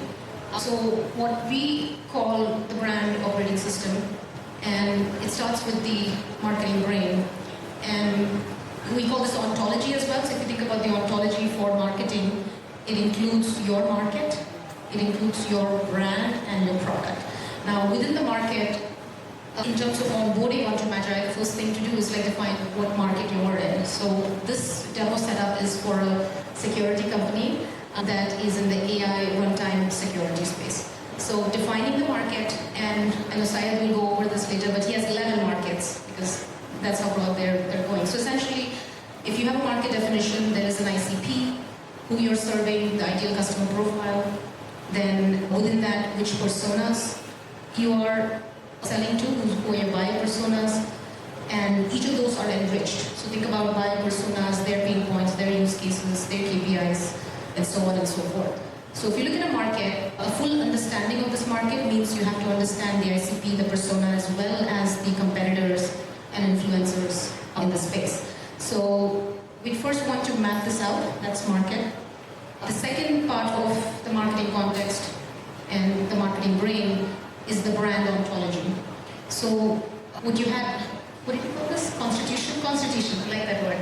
It's constitution in a markdown file. And for us, I would bring in like some of the points we spoke about earlier in the panel is like where is the human expertise required? A lot of it is setting this foundation to make sure that you have the right foundation for brand and that it is unique, it is tied to you, and it's telling your story, right? So for us, this brand ontology is the overall brand identity. It's the name, it's the domain, it's the description, like where things like long form, short form, elevator pitch, etc. There's, especially in larger companies, you'll see what forms are allowed, what are not allowed, and I don't know if you guys can see this. Yeah, what are your core values? What are your key differentiators? All of that is the brand identity. But the visual identity is also very important. Maybe this is something you do with Claude Design, which has approached it from more of a code-first approach, but getting this design system means getting your, the designer's vision of the identity, right? So essentially making sure that it can scale. The colors, the primary palette, secondary palette, the fonts, when they're used, when you use, headlines, subtext, all of that. So essentially getting the logos here as well as the iconography, the illustrations, the photography, and getting these prompts, etc. So having a very extensive, a visual identity really helps. And I think what's happened, especially in the last 2 weeks, I would say, is that image generation has become, it has become really possible right now, I would say, because reasoning has met image generation. Now you're looking at image generation happening with planning, with searching as well as verification. All of these 3 steps are happening while you're generating image. So before you would never get an image that has a good structure or had good typo-free images and so on and so forth. So I think right now it's very much the realm, and today even GPT image 3, image 2 is far ahead than anything else, even now from several months ago. So I think there's visual identity, there's voice and tone. So think about the company's brand, which is in this case Safeguard is the brand, but also the CEO's voice as well as the CMO's voice, and we have customers who use multiple different voice profiles. So when you're creating content, you can get to choose whose voice profile you want to use for content, what tone you want to use, when you use professional tone, when you use educational tone, and so on, and then there's personality traits, emotional drivers, etc. So there's messaging, there's language grammar, when do you use what words are allowed, what are not allowed. So, and the other part is optimizing for search, right? So keywords and prompts, so these are also uploaded so that all the content that gets created can be optimized for that. So I won't go into all of these details, but one of the core foundations for AI to scale is to make sure that you have a good foundation, that it reflects your brand, your company, your market and ICP. So this is what drives accuracy. right? This is what drives more like a unified and a consistent way to scale marketing, right? So I will do a couple of things. So I think,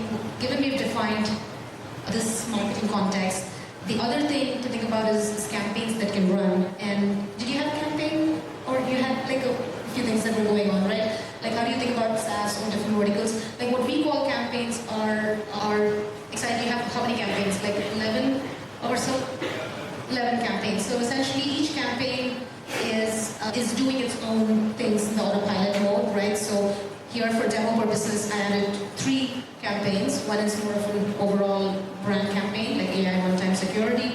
Another one is specifically for healthcare vertical. Another one is for financial services vertical. And typically you'll have, like, if sales is running a campaign, let's say for financial services that quarter, and marketing needs to support that campaign. So these campaigns are running in the background. And what's happening with these is you define what the campaign brief is, who it is for, first the campaign, which market, which ICP, which persona, what the brand is, and you define the campaign, and you define what's important about this campaign, like what do you want to learn, how do you connect with the audience. So this definition, once this happens, the autopilot begins, right? So behind the scenes, what is deterministic? For sure, like, there is knowledge that is continuously getting populated, because no matter what you set this common foundation of marketing context, it has to continue to learn. It has to continue to get better. It has to stay in touch with the buyer signals. It has to know what's happening in different sources. It has to know what's happening in LinkedIn. It knows what's happening. It does its own deep research as well. So what I'm showing you right now is a knowledge base. A knowledge base is happening with a research agent that is continuously looking at the campaigns and creating deep research for individual campaigns, but it's also looking at your specific competitors, your specific influencers, and bringing in, like, the latest signals, the trending topics, etc. The other part of having a shared marketing brain is that it's not just external research. A lot of marketing is dependent on your internal knowledge, right? So how is the knowledge that, like, it's in the customer success channel where somebody's spoken about a customer, or the product release channel where people are talking about what's different about a product or what's releasing. So all of this is tribal knowledge that needs to make it into the marketing knowledge. So we have connectors, let's say, with Slack and Google Drive, and or meeting recordings. Actually, meeting recordings are a great source for marketing content and positioning, messaging, etc. So think of, like, this knowledge is continuing to get enriched, and from there we have ideas that are getting created. So these are ideas that you can just pick up and say, maybe you have a blank slate and you don't know what to write, but these could be insights, again, tying back to your buyers, that you could write about, that could make a difference, or that could help you connect with your audience, right? So ideas happen. So I'm actually just going to go and do, like, does anybody want to give me a prompt? Or so I have multiple ways to do this. You said create a LinkedIn post. I want to show you the content creation workflow, and I think a big part of what I want to show there is why it cannot be a one-shot content creation workflow. And you guys brought up, like, why content. I mean, there's so much content out there, but essentially it can't lose your voice. It's like, it has to make you feel something, right? Or think something. Like, when you're reading something, it has to be worth your time. So bringing a lot of, like, pauses in the workflow such that we capture the human in the loop, like, what exactly we want to incorporate into the content has been very important for us to consider.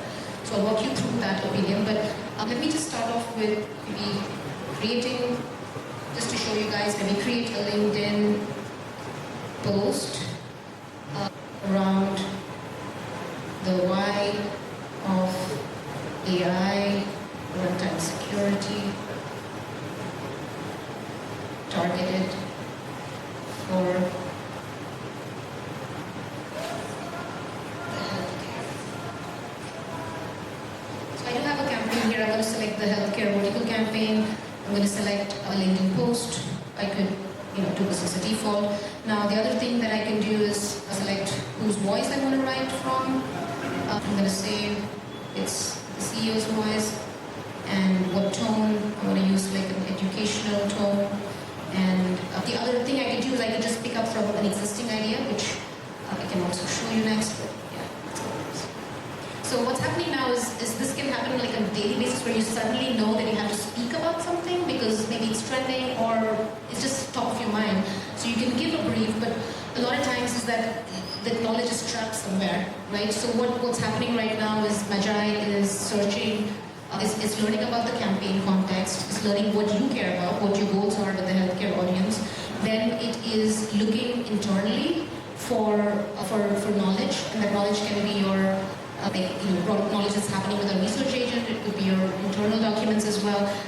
It's going in and searching all of that, and then it's going to connect it back to here. So it's going to say, this is what I'm going to use.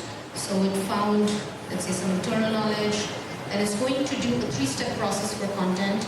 We believe, just like humans do it, like how do humans write content? Like I always start with a brief, like when I'm writing this content, what is it for? Make sure you capture the goal of the content piece, and then we get to an outline, which is what is the right information hierarchy for this content, and again, get human in the loop approvals for that, and then move to the draft stage, and then finally, of course, reviews and then publishing stage, right? So while this is, let's see. Alright, so I did a couple of things here. Okay, there's a brief over here, so I'm going to review the brief. And in the brief, I've captured the prompt that I gave, which campaign this is for, who the voice is, what tone it is, and then it has picked the CEO's tone, voice and tone, and then it has picked a few ideas, and these ideas were already in the system, and let me show you what an example idea is. So this idea is coming from a LinkedIn post that was posted by an influencer, and it could also come from other research as well, and it also comes from knowledge. So this is sort of making sure that there is a good match with what you intend to do and what's already available. I mean, that's the first thing. And you can obviously add more context if you want at this point. Then we do have, you brought up playbooks. These templates are, in our case, they're the blueprints. They're just a little more than a template, because template is one way to say this is how it looks, etc. But for us, this is codifying the best practices of marketing, right? So for a LinkedIn post, this could be a default, but I'll show you some of the more visual ones as well. But then from here, Rohit showed Claude. I think we all know things are moving so fast. We want to give our users optionality, so you can swap between whether it's OpenAI or Claude, etc. And different models are good with different tasks, and there are also changes. So this is available for our users. Then we get to an outline stage. Now the outline stage goes into the information hierarchy, breaking down. Again, this is a LinkedIn post. It's not going to be a long, I'll show you what happens with the blog. But what it's doing is it's surveying the visual assets that we have uploaded for this brand. It's also looking at photography, illustration, all of that, as well as the voice and tone, etc. And it's going to create an outline. So typically when I'm creating content, I spend 80% of my time on outline before I even get to a draft, because I think this is where I give as much instruction as I can to say, this is what I'm looking at. It knows what to expect. And the outline can be largely driven from best practices in the industry, which is what the blueprints are doing. But again, it's an opportunity for you to give feedback. So I will, while this is generating, Magi is thinking. So what it's doing is it's saying, this is the overall brief. There is going to be a copy section, because this is just LinkedIn, and then there's going to be a visual section, and it's going to tell you what the hook is, what the different insights are, and these insights are coming from the ideas, etc. And then it's going to give a plan for the visuals as well. Now, the visuals are looking again back to your design system.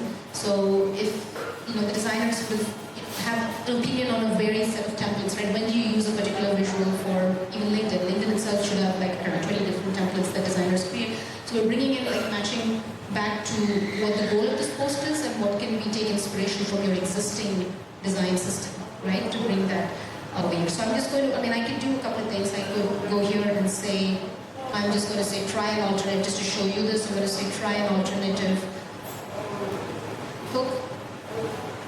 So I have this option to, this is an editor. So think about it as I can go in, I can edit here, and I can make this better. I can use Copilot to refine it. And that's one way to do this. The other thing is you could directly create it as well. So I'll show you how this was happened I just created a few other things just to show you. So this was a brief for a blog. And during the blog, I've asked it to pick some keywords. These keywords are in the system, so it can suggest. You can also go pick the keywords that you want to optimize for. It then created an outline. So for a blog, the outline has 5 different sections. So these are created here, and then it has created a draft over here. Now this can then get published into your WordPress, etc. But again, a lot of times you're spending time here reviewing, ensuring that you can edit it. So what you see over here, I'm going back to the LinkedIn post, is that it has created an alternate hook, and and you can see in the red, like the change management there, so I can decide to apply a change. And again, if there's some specific input you give, then Magi will also ask you if it needs to remember that feedback, so that it knows like from a user feedback. So then I'm going to go create content here. So while this gets created, so we looked at blogs. I think Rohit, you spoke about sales enablement, and Sai, you also spoke about mutiny. So a large part of those workflows can be created here in terms of having a common foundation for marketing, which is also helpful for sales. So things like a competitive intel report are very much like in autopilot mode because it's research and summarization is information. So this is something our customers use for summarizing their competitive intel. Now all of this is on brand because we're keeping, like we have these designed templates, so the logo comes in essentially, like the information hierarchy, all of this sort of comes in with our brand system. Even the images are created on brand. So, well, I should ask you guys, does it look on brand? How would you know? Yeah, it's hard to know it's a fictitious company. I'll go back here to the LinkedIn post and see what it has created. But the idea is that things that can be on autopilot, like a competitive intel report, you can export, you can send to your team, you can directly send it to Slack as well. The things that need like human in the loop, that's where we're breaking these different stages to ensure we're capturing the human input, right? And that happens in a more structured way. So this is the LinkedIn post that was created. We do have like an automatic publish mode as well. So this is LinkedIn, these are blogs, these are landing pages, there's one-pagers, there's reports. So all of them have a similar process in terms of content creation, but they all need to start from a common foundation, right? And that is super important for AI to make sure that, especially if you have a team that is all, they're all running at 100 miles an hour, how do you make sure that they're all being consistent and having the same access to information, access to expert knowledge? So this is one example of what I was saying is that image. A similar inspiration was in the brand ontology, in our brand kit. And I would say that typography has gotten so much better just in the last 1 or 2 weeks. So with that, I want to sort of bring up one more point, because we talked about like having the common foundation, which is the marketing context and the brain, and then you have agents that are running on top of it. There's always a human intent. You want X, and how do you run this? But if you look at an overall marketing calendar, and we had a little chat about this, about like what's happening with Atlassian, right? And another way to look at like these tools, I think the boring tools are getting more interesting now, and there's a reason for that. If you look at the boring tools, which was Atlassian doing bug tracking, or even Linear, and Linear CEO said, project management is dead, but in a lot of ways, I'll tell you why, like, especially for AI agents, this calendar becomes even more important. So anybody building an agentic platform, like having a way to assign tasks, which is also what you did. The first thing that Rohit did was translating into tasks that you need to do, but also your AI can do, right? So having a system where state can be preserved, and knowing like, okay, there's a task, there's an owner, and there's a state machine, and it needs to run on a schedule becomes extremely important, right? So having this calendar is what is actually enabling, let's say, AI agents to sort of run this on autopilot, like a lot of the things on autopilot, but not necessarily everything. For example, if I say it's a blog, what it can do is it will source the ideas, present it to me, and then we can say, okay, I like this, and then you go to the next stage, which is trial stage. And the same thing with competitive intent, etc. So I think the state machine is important. I'll actually invite Yathaarth here very soon, and he's going to talk a little bit about, so this was the one that was just created. Maybe one thing to point out here is, for customers, it was very important to have verifiability for the content, and just make sure the content is always trusted. Because especially if you're creating content and you're publishing content, like even like website, we just finished like a customer who did like 100 pages of website refresh, and all of them follow the similar process, because especially websites, you have like, I don't know, 10 different templates for landing pages that you want to follow in terms of information hierarchy. But what happens 3 months down the line, and this metric that is out of date, who's going to go update it, right? So having this traceability has really helped us build that trust. And especially for certain verticals, that's even more important. So, for example, when the content is created, we can always go back and remember, like, where is this coming from? So it could be a meeting transcript that somebody said something, or it could be just an internal knowledge, or it could be a metric that we sourced from Gartner or from IDC, etc. So having this citations tracking and having your content or your marketing tied end to end, not necessarily just the final piece of content, but where it's coming from, what was the goal, what was creating content, publishing it, again learning from that as well, right? So any questions here?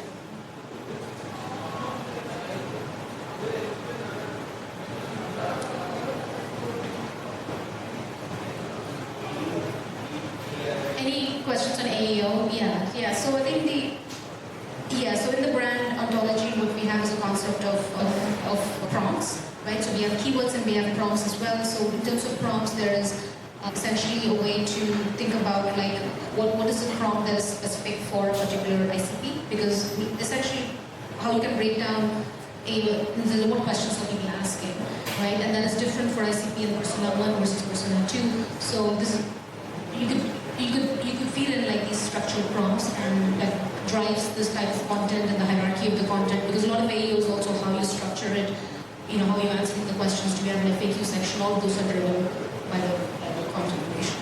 So alright, so I think if there's one more thing I want to just bring very quickly, Yathaarth here. Yathaarth is our founding engineer. Let's welcome him.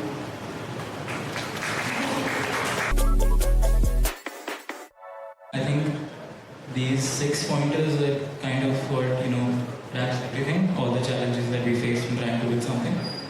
I think the first and most important one is like marketing is highly subjective.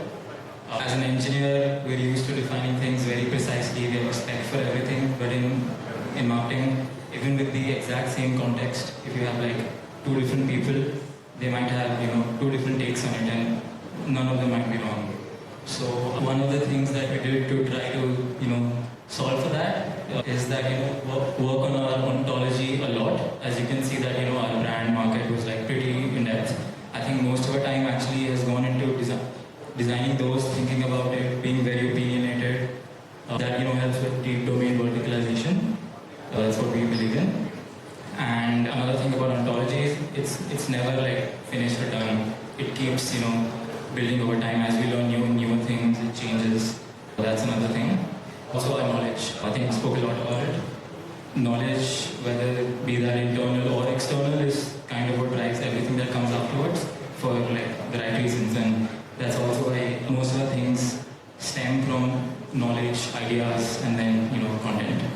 And then coming to why we have a staged workflow.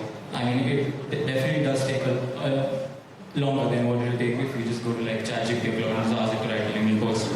But the reason of doing that is it kind of is meant to bring a little transparency in the process, so that you have like very cheap checkpoints in the way, so that you can just go back. You figured this is not right, maybe I go just one step back and fix it there, and then that drives it. So you have like checkpoints rather than you just having to just iterate randomly.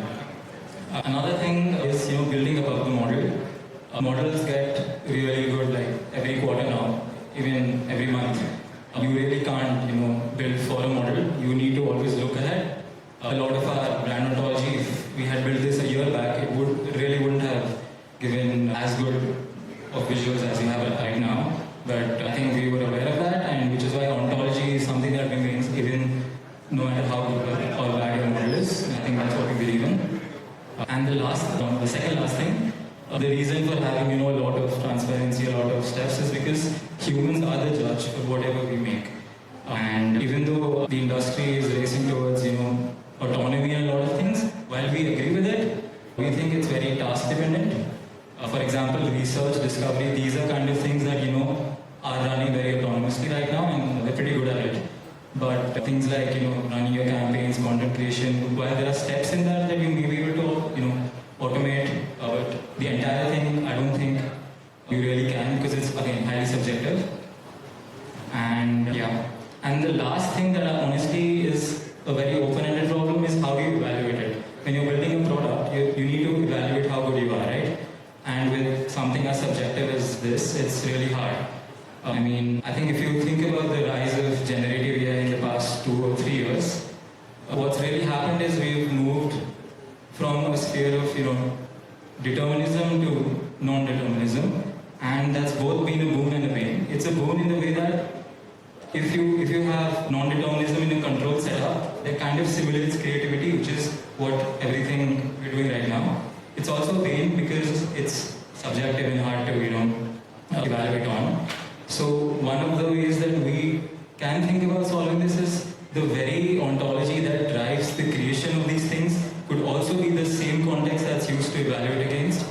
That kind of, reduces if you run a lot of checks, the probability of going wrong reduces. It's as simple as that. It is a subjective thing, it always will be, but you can just add more checks so that, you reduce the probability of going wrong, and I think that's what we've done.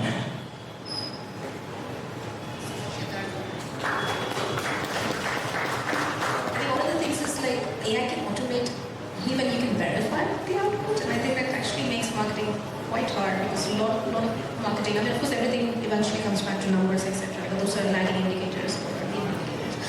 Alright, so I really appreciate you guys hanging out. I would like to welcome Syed. Syed Hadi is the growth lead at AccuKnox. He's also an early planning member. You can also use the slides here if you want. Yeah, so this.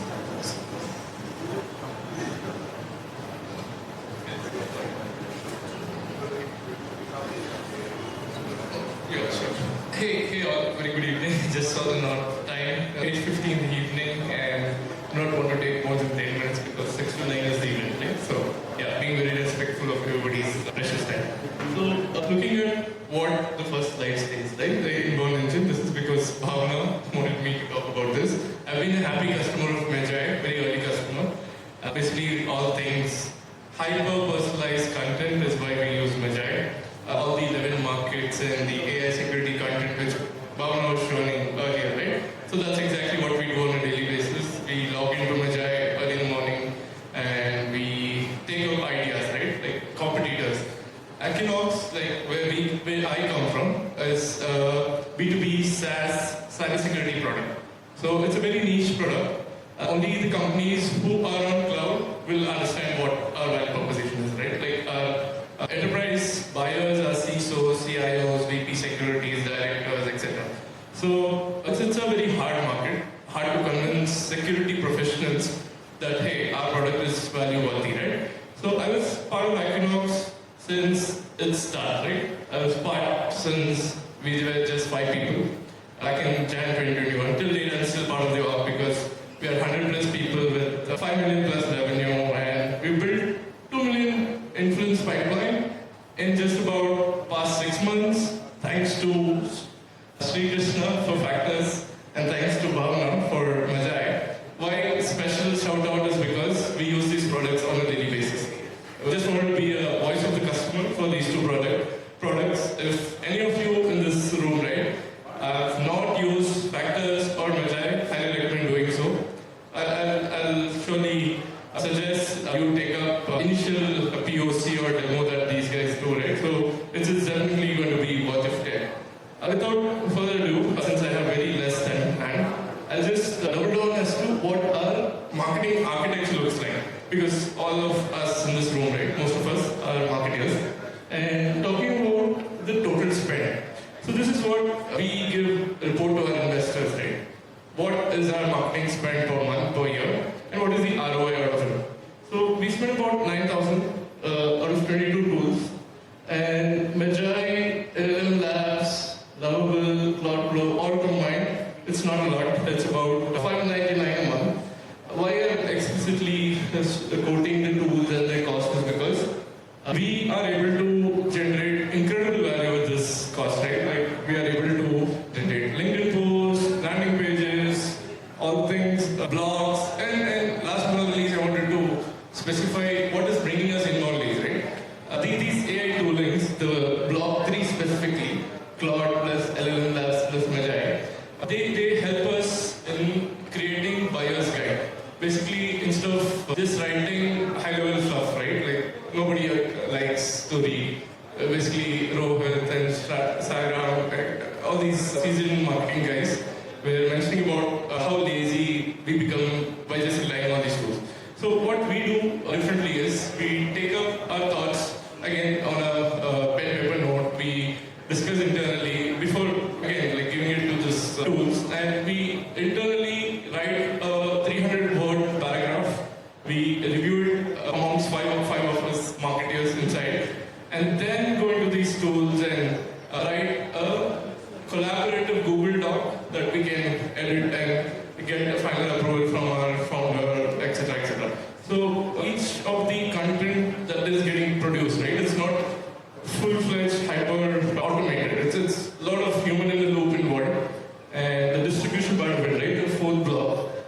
take a photo if you want. Like all these tools, like Restream is a very good high ROI tool we use at AccuKnox for our weekly TGIT, which means thank God it's Thursday.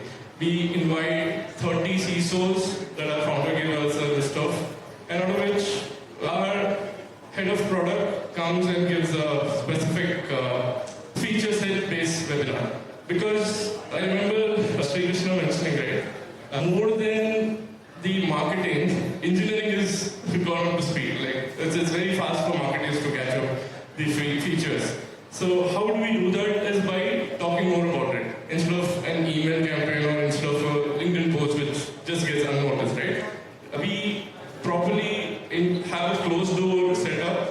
What motivates our CISOs to come and look into this webinar is by giving them, let's say, freebie at the end of it, right? Like we give them 2 weeks exclusive solution engineer plus product access, not just leave them in silos. So customer success, etc., comes into picture while giving a good experience in terms of webinar. So not just doing a routine email-based blast, right? Like 30,000 email database we have. We spray and pray. We think that hey, 300 people are going to show up, and at the end of it, it's 7 people show up. So instead of doing that, we did a complete opposite of it. We used this tool Restream to do that, right? Like we were able to stream into 3 different platforms at the same time, and ROI of it is again measurable. I can show that as well. So last but not least, just talking about Magi, since it's a Magi event. Before Magi and after Magi, right?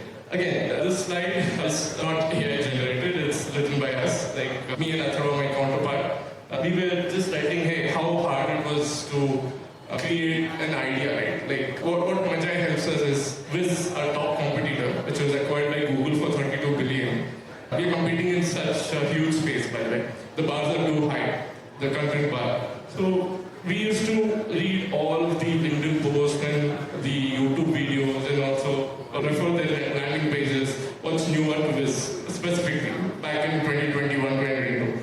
Today we go to Magi, we understand what are the top 3 things Wiz has done in this week, like in terms of their blog, in terms of their LinkedIn posts. So what we do is not spend enough time and pick the hot content, right? Like instead of talking something which nobody cares.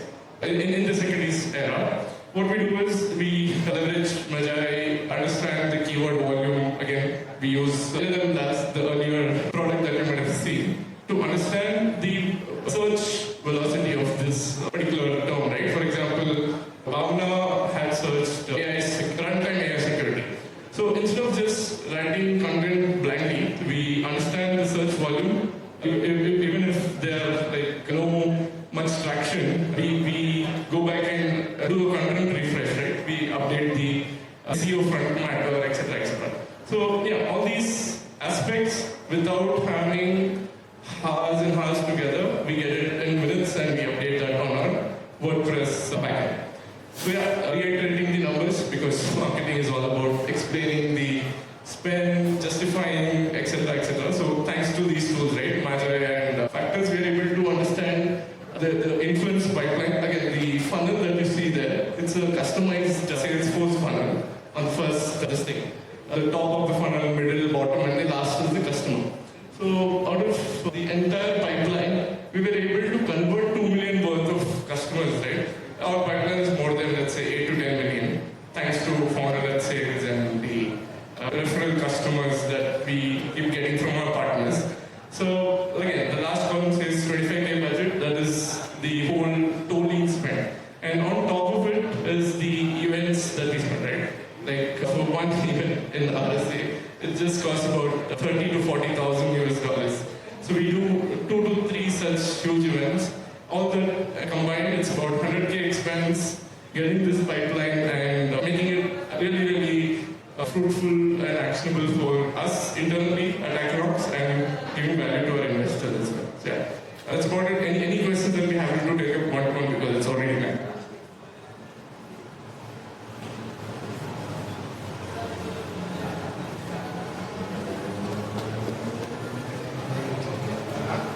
Thank you, Syed.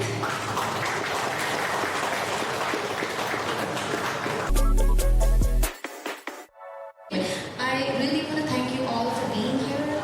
This has been, I mean, I thought we'd be done by content at 8, and you guys are still here, so I'm very happy to see that. But like also, please exchange notes. I don't know, like we all are on LinkedIn, and if you're not, like we should try to connect. But any sort of high-level takeaways that you guys want to share? Any ways what do you want to hear about? What should we learn about? I think one of the things we started off with was learning, and then we talked about what's actually experimenting and what's shipping. So this is something we want to also invest in. As Magi, it's important not just for the product, etc., but also for us to bring those best practices